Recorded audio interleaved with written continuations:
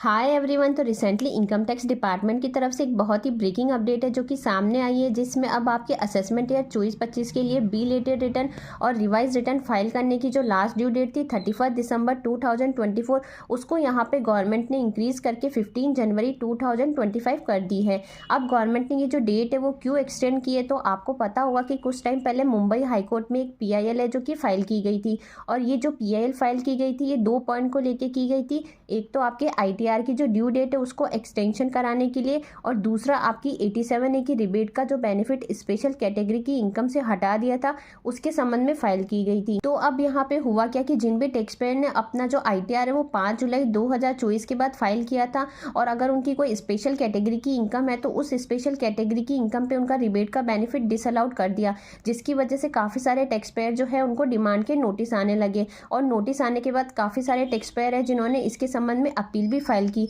तो यहाँ पे जो मुंबई हाई कोर्ट में अपील फाइल की गई है 87A की रिबेट को लेके, उसके संबंध में जो डिसीजन है फाइनल वो 9 जनवरी 2025 को आना बाकी है। तो वो डिसीजन आने के बाद ही पता चलेगा कि जो टैक्स पेयर है उनको 87A की रिबेट का बेनिफिट मिलेगा या नहीं मिलेगा, और जिन पर्सन ने ऑलरेडी अपनी डिमांड भर दी है तो क्या वो अपना रिटर्न रिवाइज करके रिफंड क्लेम कर सकते हैं। तो मुंबई हाई कोर्ट में जो PIL फाइल की गई थी, एक तो ड्यू डेट की एक्सटेंशन को लेके और दूसरा 87A की रिबेट को लेके, उसके संबंध में डिटेल वीडियो ऑलरेडी मैंने अपने चैनल पे अपलोड कर रखी है, आप वहां पे जाके इसको देख सकते हैं। तो यहाँ पे CBDT के द्वारा एक काम तो किया गया है कि आपकी जो ड्यू डेट है उसको 31 दिसंबर 2024 से एक्सटेंड करके 15 जनवरी 2025 कर दिया है। तो अब यदि आपने अपनी असेसमेंट ईयर 24-25 की जो ITR है वो 31 जुलाई 2024 तक फाइल नहीं की है, तो आपके पास लास्ट मौका है। आप अपनी बी लेटेड ITR लेट फीस के साथ में 15 जनवरी 2025 तक फाइल कर सकते हैं। और साथ ही यदि आपने अपनी ओरिजिनल ITR 31 जुलाई 2024 तक फाइल कर दी है,